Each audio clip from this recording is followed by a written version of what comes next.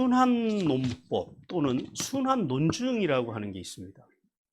어떤 거냐면 이게 이제 그냥 이 설명이 좀 어려울 거예요. 한번 들어보세요. 전제의 논리와 본론의 진리가 서로 의존하는 것과 같은 하나의 의론이 그대로 되풀이되는 허위의 논증 방법. 무슨 말씀인지 모르시겠죠? 예, 저도 한참 이해하고 이해를 했습니다. 이야기로 간단하게 설명을 해드리겠습니다. 쉽게 설명하면 이런 겁니다.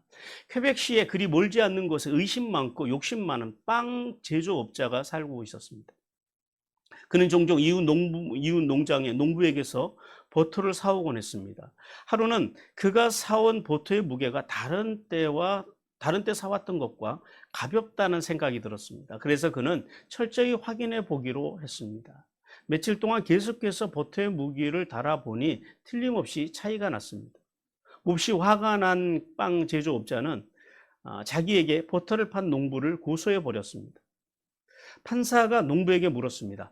당신한테 틀림없이 저울이 있겠지요? 그러나 농부는 대답했습니다. 아니요, 없는데요. 그렇다면 당신은 어떻게 버터의 무게를 달아서 팔지요? 예, 쉽게 설명해 드리지요. 농부의 설명은 다음과 같았습니다. 저 빵집 주인이 내게서 버터를 사기 시작했을 때 나도 그에게서 빵을 사기 시작했지요. 자, 보세요. 이것이 내가 파는 버터의 무게를 다하는데 사용해온 1파운드짜리 빵이에요.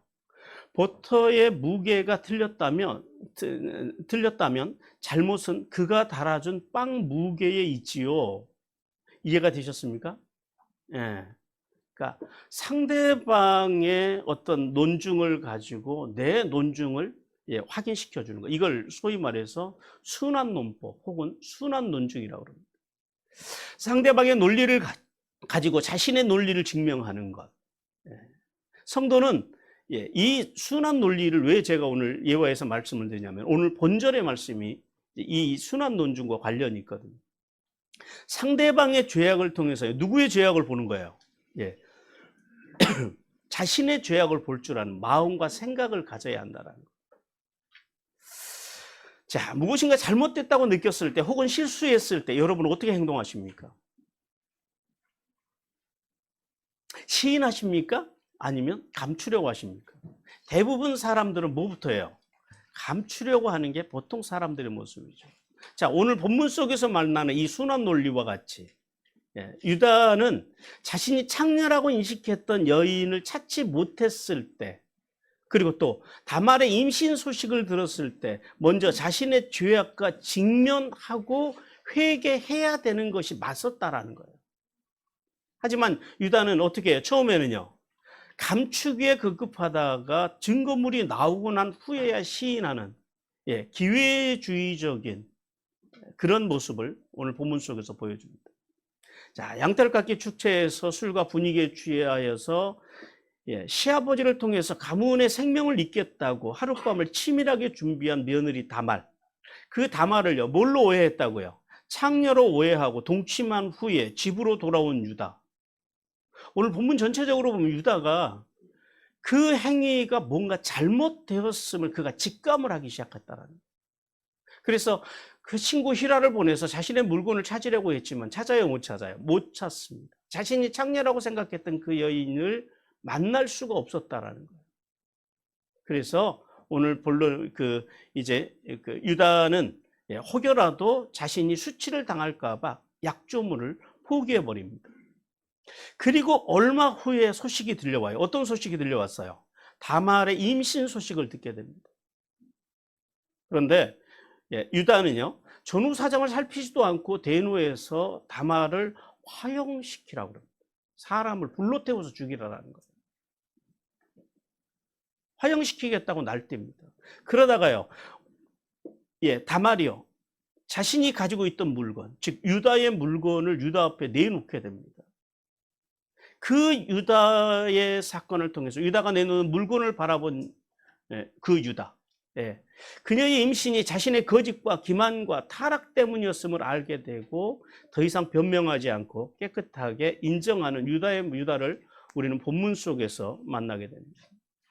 그리고 드디어 이제 다말의 바람대로 구속사를 이어갈 세라와 베레스의 탄성으로 이어지는 말씀이 오늘 본문 속에 기록되어 있습니다.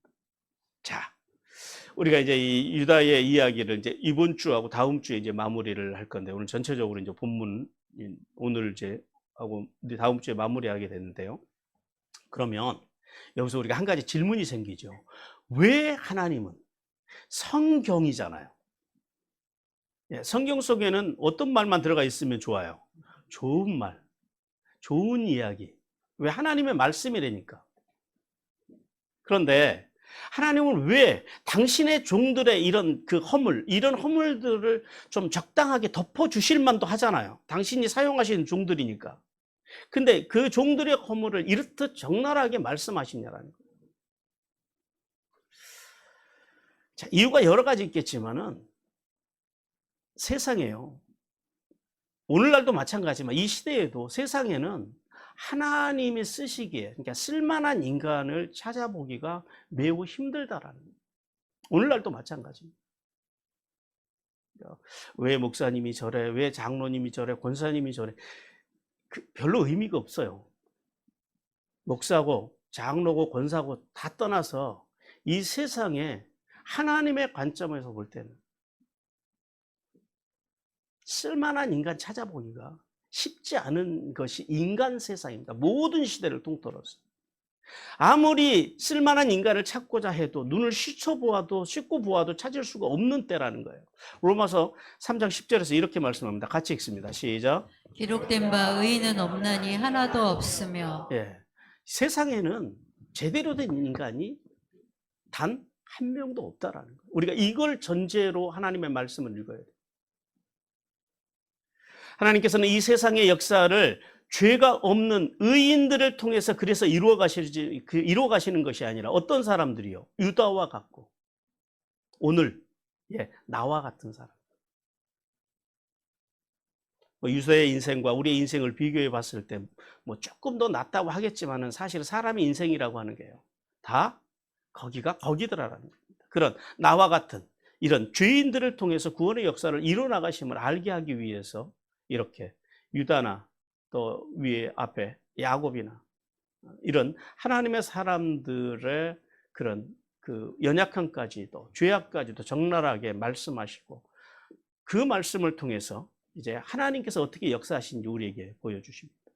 자, 오늘 본문을 통해서 우리가 이제 두 가지 메시지를 듣게 될 텐데요. 오늘 첫 번째 메시지 같이 읽겠습니다. 시작. 하나님께서는 다른 사람의 죄악을 통하여 자신의 죄와 직면하며 십자가 아래 엎드려 회개하는 성도를 기뻐하신다. 예, 하나님께서는 어떤 사람을 기뻐하신다고요? 다른 사람, 순한 논중, 다른 사람의 죄악을 통해서 자신의 죄와 직면하고 십자가 아래 엎드리는 사람들. 자, 먼저 20절과 23절 말씀을 보니까요, 다말에게 준 약조물을 찾지 못하는 유다에 대해서 말씀합니다. 하나님께서는 유다가 친구 히라를 통하여서 하룻밤을 보냈던 그 장녀에게 화대로 염소 새끼를 보냈으나 찾지 못하고 돌아왔다라고 말씀을 해요.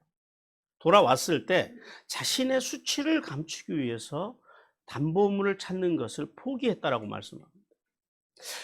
자, 이 사실을 통해서 하나님께서는 이 성적인 범죄 이후에 유다의 두 가지 모습을 알게 하십니다. 첫 번째는 뭐예요?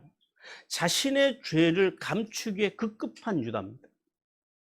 그런데 여기서 이제 우리가 한 가지 좀 기억해야 되는 게 있어요. 당시에 타락한 그 가나안 문화 속에서 유다가 그렇게 창녀와 하룻밤을 잔 것이 사실은 윤리적으로 그렇게 부끄러운 일은 아니에요. 그 시대 속에서는. 더구나 아내도 없잖아요. 더구나 그것이 또 양털깎이 축제의 기간이잖아요. 지금 그 시대의 문화를 이야기하는 거예요.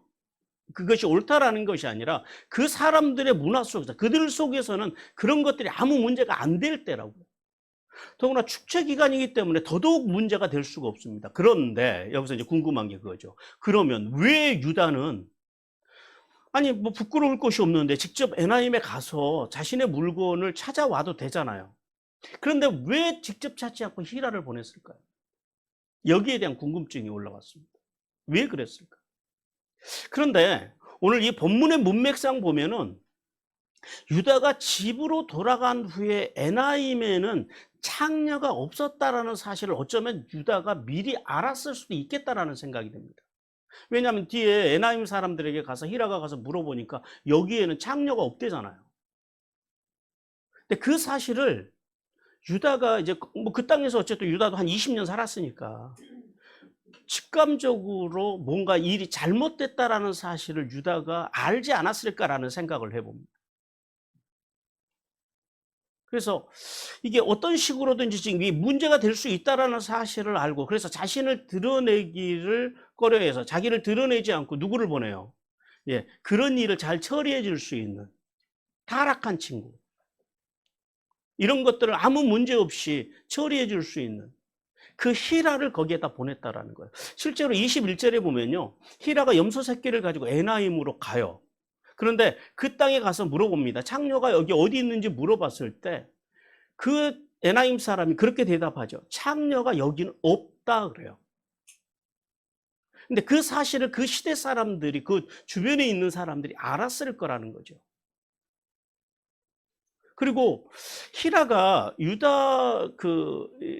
히라는 유다가 처음에 우리가 지난 앞에 말씀에서 봤을 때 유다가 인식했던 창녀는 그 시대에 창녀가 두 종류가 있다 그랬죠. 성창, 케데샤가 있고 그다음 일반적인 창녀, 자나가 있는데 유다가 누구로 인식하고 들어갔다 그랬어요.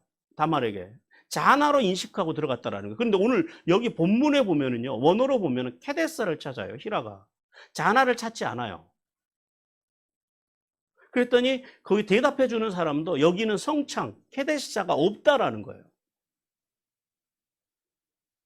여기는 그냥 없는 것이 아니라 여기 보면은 절대 부정 로를 씁니다. 있다가 없는 것이 아니라 이 에나임 지역에는 절대 단 한 명의 성창도 창녀가 없다라는 거예요. 이렇게 이제 그 히라와 거기서 만나는 사람과 대화가 이루어집니다. 자, 이 사실을 통해서 우리는 크게 이제 우리는 그 두 가지를 알 수가 있는데요.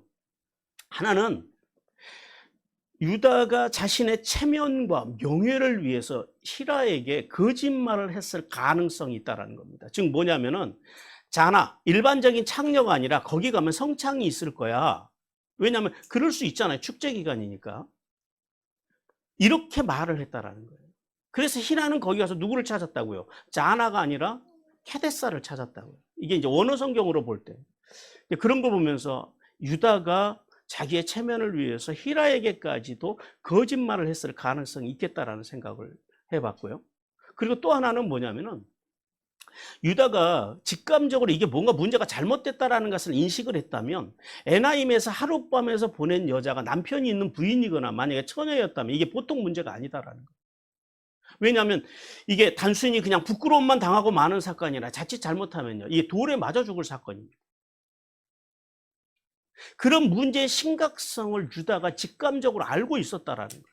그래서 유다는 자신을 감추고 히라를 앞세워서 그 문제를 어떻게 하려고 해결하려고 했다라는 거예요. 그리고 그 여자를 찾지 못하게 되자 어떻게 했다고요? 아유, 되려 잘됐다 하고 깨끗하게 자기의 물건을 포기해버리는 이 기회주의자적인 그런 모습을 본문 속에서 보여줍니다. 그 다음에 둘째로 알게 하는 것은 그거예요. 하나님을 경외하지 않는 유다의 모습을 오늘 본문 속에서 발견합니다. 유다는 히라를 통해서 자신과 하룻밤을 보냈던 그 창녀를 찾지 못하게 되자 자신에게 이 도장과 끈과 그다음에 이 그 지팡이라고 하는 것은 굉장히 중요한 것이거든요. 근데 그걸 어떻게 해요? 깨끗하게 그냥 포기해 버려요. 찾으려고 하질 않아요. 왜요? 근데 그 이유가 뒤에 나와 있죠. 왜 포기한다고요? 자신의 수치가 드러날까 봐. 자, 근데 여기에서 문제가 있어요. 뭐냐면 지금 자신의 수치가 누구에게 드러날까 봐 지금 걱정하는 거예요. 사람들한테. 이게 지금 유다의 영적인 상태예요. 유다의 모습 속에서 사람들의 눈을 두려워하면서도 사람들의 눈은 부끄러워하면서도요. 지금 누구는 전혀 의식하지 않아요. 하나님에 대한 의식이 없다. 그러니까 빠님의 신앙이 없다라는 거예요. 하나님의 면전에서 살아가는 신앙이 없다라는 거예요. 오늘 유다의 모습 속에서. 성도 여러분. 하나님께서는 자신의 부끄러운 죄악 앞에서 하나님을 경외하지 않는 그 유다, 그리고 자기 친구에게까지 그렇게 거짓말까지 하면서 어떻게든지 자기는 숨어서 이 문제를 해결하려고 했던 이 기회주의자적인 모습을 보여주고 있는 그 유다, 그 유다를 통해서 오늘 이 시간 우리에게 크게 두 가지를 말씀합니다. 첫 번째, 성도는요, 자신의 죄에 대해서 책임지려고 하는 자세를 가져야 돼요. 자, 오늘날 교회나 우리 사회 속에서도 그러죠. 사회 지도자들이, 교회 지도자들이, 또 뭐 우리 자신들이 자신의 어떤 실수나 잘못에 대해서요, 유다와 같이 숨기기에 급급한 사람들이 많다라는 거예요. 이런 모습은요, 하나님의 아픔입니다. 즉, 자신의 잘못된 선택이나 또 다른 사람에게 아프게 하는 말이나 어떤 행동을 하고도 하나님의 사람으로서의 속건제 정신으로 책임지려고 하지 않고 도리어 변명하고 자기 스스로 합리화시키고 사과하기는커녕 되리어 자신 스스로가 당당한 떳떳한 그런 모습을 갖는 사람들이 우리 안에는 많이 있더라고요. 이 유다와 같은 모습, 이 모습이 유다만 그런 것이 아니라 오늘 우리 속에도 그런 것이 있더라라는 거예요. 예수님께서 이런 사람들에게 이렇게 말씀하십니다. 마태복음 5장 23절 24절 같이 읽습니다. 시작. 그러므로 예물을 제단에 드리려다가 거기서 내 형제에게 원망 들을 만한 일이 있는 것이 생각나거든 예물을 제단 앞에 두고 먼저 가서 형제와 화목하고 그 위에 와서 예물을 드리라. 어떻게 하라고요? 형제에게 가서 잘못한 일이 있거든, 사과해야 될 일이 있거든, 자기가 실수한 일이 있거든, 뭐부터 하라고요? 먼저 가서 사과하고, 그 다음에요, 용서를 받고, 그리고 어떻게 하라고요? 하나님 앞에 나와서 제물을 드리든 예배를 드리든 하라고. 이게 먼저라는 겁니다. 이것이 성도의 삶의 기본적인 자세라는 거예요. 그래야지 그 예배가 어떤 예배가 된다고요? 그 예물이 어떤 예배가 예물이 된다고요? 하나님이 받으시기 합당한 예물이 된다고요. 하나님이 받으실 만한 예배가 된다고요. 근데 우리는요, 앞에 싹 무시해요. 그리고 하나님, 저 가서 용서해 주십시오 하고 하나님께 용서를 빌면 다 끝났다고 생각을 해요. 이런 잘못된 신앙이, 이런 잘못된 신앙을 꼬집는, 심지어 요즘은요, 영화도 나오더라고요. 이런 기독교인들의 잘못된 신앙에 대한, 그 대표적인 영화가 미량 같은 영화잖아요. 나는 하나님께 회개했으니까 당신에게 회개할 일이 없다라는 거예요. 그러니까 속건제에 대한 전혀 이해가 없는 거죠. 그리고 하나님께만 용서를 받는 것이 아니라 사람에게 잘못한 것은요, 사람에게 사과해야 됩니다. 그걸 잘해야 된다라는 거예요. 또한 성도는 자신의 수치와 부끄러움에 대해서 사람들은 속일 수 있겠지만은요, 뭘 알아야 되냐면 절대 하나님을 속이거나 하나님 앞에 변명하는 것은 통하지 않는다라는 사실을 깨달아야 됩니다. 우리 시편 90편 8절 같이 읽습니다. 시작. 주께서 우리의 죄악을 주의 앞에 놓으시며 우리의 은밀한 죄를 주의 얼굴빛 가운데에 두셨사오니. 주님께서 우리의 죄악을 어디다 놓으셨대요? 당신 앞에 놓으셨다라는 거. 무슨 말이에요? 다 보고 알고 듣고 계시다라는 거예요. 그 다음에요, 그 우리의 은밀한 죄를요, 주의 얼굴빛 가운데 두셨다라는 거예요. 그러므로 성도는요, 우리가 살아있기 때문에 죄를 져요. 죄를 지을 수밖에 없는 인생이지만은 자신의 체면과 명예보다도 더 중요한 게 뭐라는 사실을 깨달아야 된다고요. 예수님께로 돌아가는 것. 십자가로 돌아가는 것. 어떤 신앙이요? 슈브의 신앙이 절대 필요하다라는 거예요. 이 사실을 깨닫기를 주님께서 원하십니다. 그 다음에 두 번째 말씀하시는 그거예요. 이런 유다를 하나님이 구속사에 사용했다는 사실을 알아야 된다는 거예요. 많은 성도들이 유다와 같은 신앙의 이 성경의 인물들의 이야기를 통해서 마음이 엄청 불편합니다. 하지만 예수님을 믿어서 구원받은 성도들이 깨달아야 되는 것은 성경은 위대한 인물들의 이야기가 아니에요. 성경은 사람들의 이야기로 이루어져 있지만 사실은 사람들을 말하고 싶어서 성경은 기록된 책이 아니다라는 사실을 깨달아야 됩니다. 유다처럼요, 허물 많고 문제가 많은 인간들을요, 누가요? 하나님이요. 어떻게 해요? 선택하셔서, 그리고 기다려 주시고, 그리고 또 단련시켜 주시고, 그렇게 구원의 역사를 그 사람들, 그 문제 많은 인간들을 통해서 하나님께서 이뤄 나가시는, 하나님의 나라를 완성시켜 나가시는 하나님에 대한 말씀이라는 사실을 깨달아야 돼요. 그래서 성경의 주제는 뭐라고요? 하나님의 나라. 성경의 내용은요?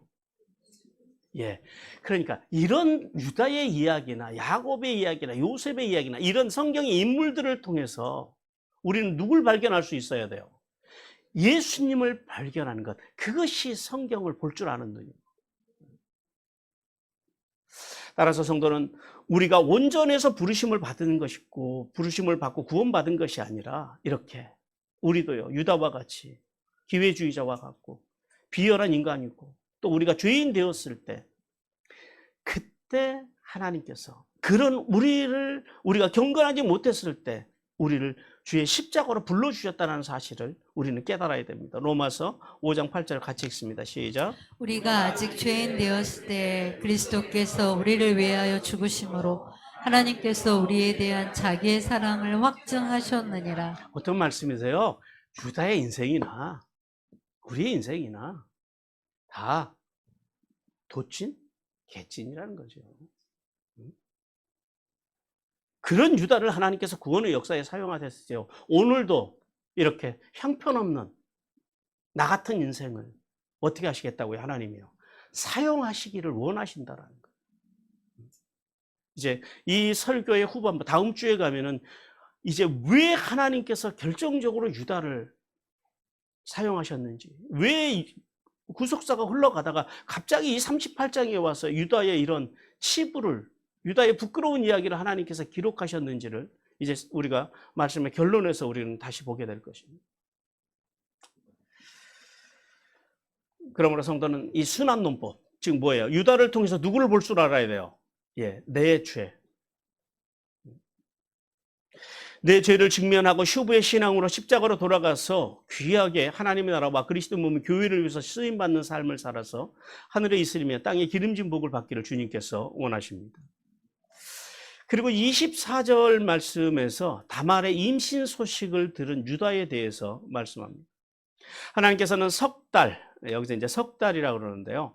석 달이 지난 어느 날 다말의 임신 소식을 누가 들었대요? 유다가 들었다고 말씀합니다. 그랬더니 유다가요, 길길이 날뛰입니다. 대노합니다. 그리고 다말을 불살라 죽이려고 했다라고 그렇게 말씀합니다. 자, 24절을 통해서 하나님께서는 오늘 우리에게 두 가지를 알게 하시는데요. 첫 번째는 뭐냐면 다말이 간음해서 임신한 소식을 유다가 다른 사람으로부터 전해 들었다라고 오늘 말씀합니다. 오늘 본문에 보니까 그러죠. 석 달쯤 후에 그럽니다. 석 달쯤 후라고 하는 것은 뭐냐면 달이라고 하는 것은 초승달이라는 의미거든요. 초승달이 3번 뜬 그 날, 그 어느 날 유다가 다말이 어떤 사람과 성관계한 후에 임신한 것이 알게 됐다라는 거예요. 근데 이 다말의 임신 소식은 그 당시로서도 굉장히 큰 일입니다. 왜냐하면 아무리 그 종교적, 성적으로 문란한 그런 가나안 땅이라 할지라도 남성 중심의 사회에서 가부가 임신한다라는 것은요, 이게 종교적으로 도덕적으로 문제가 되는 거예요. 더구나 지금 다말은 실질적으로 남편이 있어요, 없어요? 약혼자가 있는 상태예요. 약혼자가 누구예요? 실질적인 약혼자가 셀라입니다. 셀라라고 하는 약혼자가 있는 상태, 그러니까 정혼자가 있는 상태에서 다른 남자의 아기를 가졌다? 이거는 큰 문제라는 거죠. 그리고 또 한 가지는 다말이 창녀짓을 해서 임신했다라는 소식을 유다가 들었다라는 거예요. 자, 다말이 가지고 있는 그 마음의 열정, 어떤 열정이요? 생명을 향한 열정. 그리고 이 다말의 기가 막힌 사연, 그 사연을 모르는 어떤 사람이 유다를 찾아가요. 유다를 찾아가서 뭐라 그러냐면 유다에게 가서 다말이 창녀짓을 했다라고 단정적으로 이야기를 해버립니다. 그러니까 어떻게 하다 우연히 아기를 가진 것이 아니라 오늘 본문에 보면 그래요. 오늘 여기 본절에 보면은 이렇게 말을 해요. 행음하였고 그럽니다. 다말이 임신에 대해서 그녀가 행음하였고, 이 행음하였다라는 말이 히브리어로 자나예요. 간음했다라는 말이에요. 그런데 그 다음 구절이 뭐냐면은 그 행음으로 인하여, 이 말씀이 어떤 말씀이냐면 이 자나의 복수형, 자눈을 사용합니다. 참 이게 성경이요, 얼마나 여러분 세미하게 기록되어 있는지 모릅니다. 하나님의 말씀이. 자눈을 기록을 해요. 자눈으로 기록을 해요. 이게 무슨 말이냐면 자나의 복수형, 이 간음이란 말이에요. 그러니까 매춘부로 살았다라는 말이에요. 당할이 어떻게 살았는지 알지도 못하는 사람이 유다를 찾아가서 뭐라 그런다고요? 네 며느리가 그냥 어쩌다가 실수로 간음을 해서 아기를 가진 것이 아니라 네 며느리가 친정에 가가지고 지금까지 창녀짓을 하면서 살았다라고 이렇게 지금 유다에게 말을 하고 있다라는 거예요. 사실이에요, 아니에요? 전혀 아니죠. 전혀 아니죠. 자, 그런데 더 재밌는 것은 그 다음에요. 그 소식을 들은 유다가 갑자기 의로운 사람의 모드로 확 바뀝니다. 그러면서 극대노하면서 뭐라 그래요? 자신의 며느리를 화형에 처할 것이라고 그렇게 말을 해요. 자, 이러한 명령에는 그 당시에 관습이 있습니다. 관습법에, 그러니까 그 당시에는 사법 체계가 없잖아요. 그 관습법에 따라서 고대의 그 가부장적인 사회 속에서 가족의 생사 열타권을 누가 쥐고 있어요? 집안의 가장이 되는 가장이 쥐고 있어요. 우리 창세기 42장 37절 같이 읽겠습니다. 시작. 르우벤이 그의 아버지에게 말하여 이르되 내가 그를 아버지께로 데리고 오지 아니하거든 내 두 아들을 죽이소서 그를 내 손에 맡기소서 내가 그를 아버지께로 데리고 돌아오리이다. 예, 그 집안에 있는 사람을 죽이고 살리는 것이 누구에게 손에 있냐면은 그 집의 가장에게 있다라는 거예요. 이 말씀을 하는 거예요. 그러나 우리가 여기서 다시 좀 더 생각해야 되는 것은 유다의 처분은 상당히 과한 측면이 있습니다. 왜냐하면 당시의 관례로 보면요, 이 행음한 사건이 사실 화형시킬 일은 아니에요. 우리 신명기 22장 21절에서 이렇게 말씀합니다. 같이 읽습니다. 시작. 그 처녀를 그의 아버지 집 문에서 끌어내고 그 성읍 사람들이 그를 돌로 쳐 죽일지니 이는 그가 그의 아버지 집에서 창기의 행동을 하여 이스라엘 중에서 악을 행하였음이라. 너는 이와 같이 하여 너희 가운데서 악을 제할지니라. 물론 뭐 한 400년이 흐르고 난 다음에 만들어진 모세 율법이긴 하지만은 그 시대의 관습이라고 하는 게 그랬다라는 겁니다. 그러나 이 이제 화형을 시키는 경우도 성경에 나와요. 제사장의 딸의 경우에는요, 이 화형을 시키라고 말씀합니다. 레위기 21장 9절 같이 읽습니다. 시작. 어떤 제사장의 딸이든지 행음하여 자신을 속되게 하면 그의 아버지를 속되게 함이니 그를 불살을지니라. 예, 성경에는 화형을 시키라고 하는 게 두 가지가 나와요. 두 가지 제가 이 그 제사장의 딸과 그때 그 장모와 간음했을 때 이때는 그 화형을 시키라고 그래요. 그러나 그런데 이제 이렇게 우리가 또 이제 알아야 되는 것은 뭐냐면 유다가 이렇게 상당히 과한 측면이 있지만 그럼에도 불구하고 유다가 이렇게 화형이라고 하는 이야기를 꺼내는 것은 그 당시에 그 고대의 그 가나안 족속들 중에는 이런 화형을 시키는 부족들도 일부 있었다라는 거예요. 약자들에 의하면. 그러니까 지금 유다가요, 얼마나 지금 이 가나안의 사람들의 그런 그 문화에 젖어 있는지를 보게 한다라는 겁니다. 그래서 유다는 이런 그 가나안 사람들의 최고의 악습을 받아들여서 자신을 마치 의로운 사람인 것처럼 보이기 위해서 이렇게 과한 명령을 내리고 있다라는 거예요. 성도 여러분, 이러한 그 유다의 모습을 통해서 하나님께서는 우리에게 두 가지를 말씀합니다. 첫 번째는 뭐냐면 성도는요, 남의 말을 함부로 하면 안 돼요. 자, 다말에 임신한 소식을 전한 사람, 그 어떤 사람, 그 사람을 통해서요, 하나님은 남의 말을 전하는 자세에 대해서 오늘 우리에게 다시 말씀하십니다. 유다에게 다말의 소식을 전한 사람이요, 다말의 사연이나 전후 사정을 살피지도 않고 오직 자신의 지식의 근거에서 과장된 말로 오늘 다말을 뭘로 만들어버려요? 매춘부로 만들어버립니다. 늘 말씀드리지만 모든 사람의 삶 속에는 뭐가 있다고요? 사연이라는 게 있다고요. 사연이라는 게. 근데 우리는 사람들의 사연을 살피려고 하질 않아요. 그리고 내가 아는 상식, 오늘 여기 어떤 사람처럼 내가 알고 있는 어떤 근거, 그러니까 이런 논증이죠. 오늘 이 순환 논증하고 여기 순환 논증하고 똑같습니다. 아기를 가졌어. 그러니까 간음했을 거야. 근데 그냥 간음한 것이 아니라 아마 매일 창녀짓을 했기 때문에 아기를 가졌을 거야 라고 하는 이런 순환 논증으로 문제를 풀어간다라는 거예요. 이렇게도 풀어갈 수 있습니다. 유다에게 다말의 소식을 전하는 다말의 사연은 전혀 몰라요. 자, 그래서 하나님께서는 이 사건을 통해서 다른 사람에 대해서 함부로 비판하거나 정죄하는 것 하지 말라라는 거예요. 그렇게 남을 함부로 비판하고 정죄하는 자들에 대해서 하나님께서 이렇게 말씀합니다. 누가복음 6장 37절입니다. 같이 읽습니다. 시작. 비판하지 말라. 그리하면 너희가 비판을 받지 않을 것이요. 정죄하지 말라. 그리하면 너희가 정죄를 받지 아니할 것이요. 용서하라. 그리하면 너희가 용서를 받을 것이요. 자, 왜 하나님께서 함부로 비판하지 말라 그래요? 7장 2절도 같이 읽겠습니다. 시작. 너희가 비판하는 그 비판으로 너희가 비판을 받을 것이요. 너희가 헤아리는 그 헤아림으로 너희가 헤아림을 받을 것이니라. 예, 주님께서는 단순히 다른 사람을 비판하고 다른 사람에 대해서 어떤 헤아리고 그런 것들이 결국은 그걸 하기 전에 좀 더 정확하게 말하면 그런 자체를 하지 말라는 것은 아니에요. 옳지 않은 것을 옳지 않은 것으로 판단해내고 또 헤아려내는 것은 성도가 살아가야 될 방향입니다. 그러나 우리가 여기에서 기억해야 되는 것이 있다는 거예요. 하나님은 상대방을 향하여 비판하는 자는, 여기서 비판은 어떤 비판이요? 비판을 위한 비판이요. 또 헤아리는 자에게 그가 말하고 행하는 대로 하나님께서 갚아주실 거라는 거예요. 그래서 비판과 헤아림을 함부로 하지 말라라는 거예요. 전체적으로 하지 말라라는 것이 아니라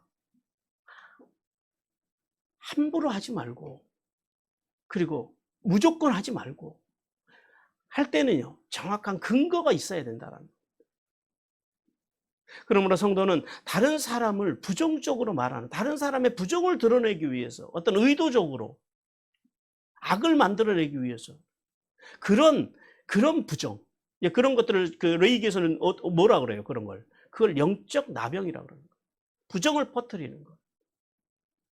그 사람의 사연이나 그 사람이 가지고 있는 어떤 그런 형편을 헤아리지도 않고 무조건 자기 생각으로 이런 순환 논증 같은 것들을 통해서 사람을 완전히 죄인으로 만들어버리고 그 사람을 나쁜 인간으로 만들어서 다른 사람들에게 그렇게 인식시키려고 하는 것.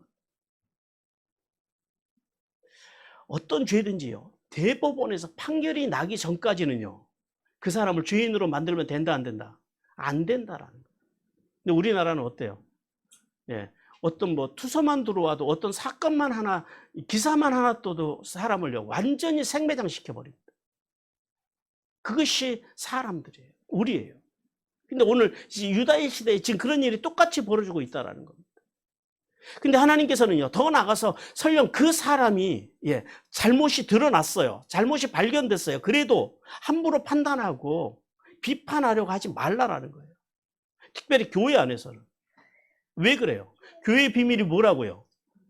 함께. 이 함께의 정신으로 도리어 어떻게 하라고요? 서로 그의 연약함을 용납해주고 서로요, 채워주고 돕고 세우고 살리는 그런 삶을 살아가기를 주님께서 원하십니다.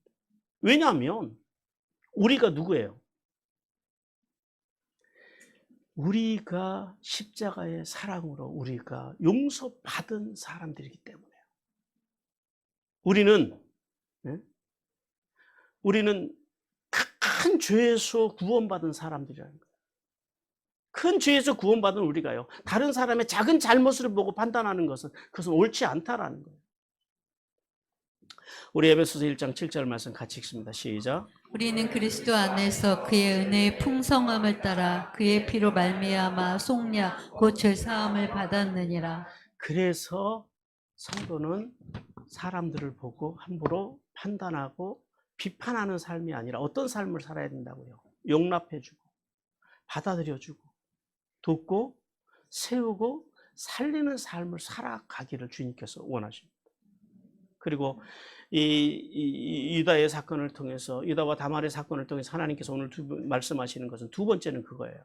성도는 죄에 대해서 엄격하되 순한 논증으로 어떤 다른 사람의 죄를 보고도 누구를 먼저 볼 줄 알아야 된다고요.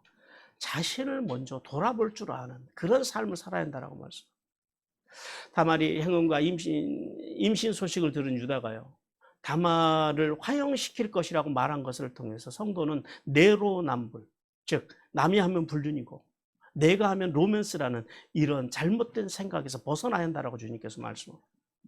오늘 본문 말씀 속에서 유다의 분노는 어떤 거하고 똑같아요. 우리 속담에 있는 적절한 속담을 한번 찾아보십시오. 똥 묻은 개가 겨 묻은 개를 나무라는 그런 모습이라는. 따라서 성도는 불의한 일에 대해서는 분명히 분노하세요. 잘못된 건 잘못됐다라고 말해야 돼요. 그러나 남의 잘못을 통해서 뭘 보자고요? 나의 잘못. 나를 먼저 돌아볼 줄 아는 올바른 태도를 갖기를 주님께서 원하십니다. 그리고 또 유다나 다말과 같이 그들의 행동, 다말이 잘했다라는 게 지금 절대 아니에요. 그런 죄악된 삶을 살지 않기 위해서 발버둥 치는 삶을 살아가기를 주님께서 원하십니다. 그래야 자신이 더 큰 죄악에 빠지지 않을 수 있고, 다른 사람에게는요, 우리가 올바른 삶의 태도를 통해서 자신의 잘못을 회개할 수 있는 기회를 열어주는 복된 삶이 되기 때문입니다. 그러므로 성도는 다른 사람을 정죄하고 비난하기 전에 자신 안에 있는 허물, 자신 안에 있는 죄악, 그리고 또 하나님 앞에 나가서 우리가 내 잘못과 허물이 없는지 늘 돌아보고 슈브의 신앙으로 하늘의 복과 땅의 복을 받기를 주님께서 원하십니다. 사랑하는 성도 여러분, 반면교사라고 하는 말과 타산지석이라는 말이 같은 그 논리이긴 한데 이게 조금 차이가 있어요. 반면교사라고 하는 것은 뭐냐면 다른 사람의 잘못을 보고 배우는 것을 반면교사라고 합니다. 근데 타산지석이라고 하는 말은요, 다른 사람의 잘한 행동이든 못한 행동이든 어떤 행동, 다른 사람의 작은 행동과 그 결과를 보고 나에게 도움이 되는 방향으로 발전시켜 나가는 것을 타산지석이라고 합니다. 그러니까 우리가 어떤 삶을 살아야 되겠어요? 유다나 다말의 잘못된 점만 보고 교훈을 삼는 반면교사의 삶이 아니라 내 마음과 삶의 자세, 그들의 그 마음과 삶의 자세를 통해서 타산지석, 그들의 잘한 것은 잘한 것대로, 못한 것은 못한 것대로 타산지석을 삼고 하나님이 기뻐하시는 삶을 살아가기를 주님께서 원하십니다. 그러므로 성도는 다른 사람의 죄를 보거든 누구를 먼저 보라고요? 자신의 죄를 돌아볼 줄 아는 자세를 가지고 하나님이 기뻐하시는 삶으로 성장하여서 영원한 구원의 자리에까지 잘 안착하는 귀한 은혜가 임하시기를 주님께서 간절히 원하십니다.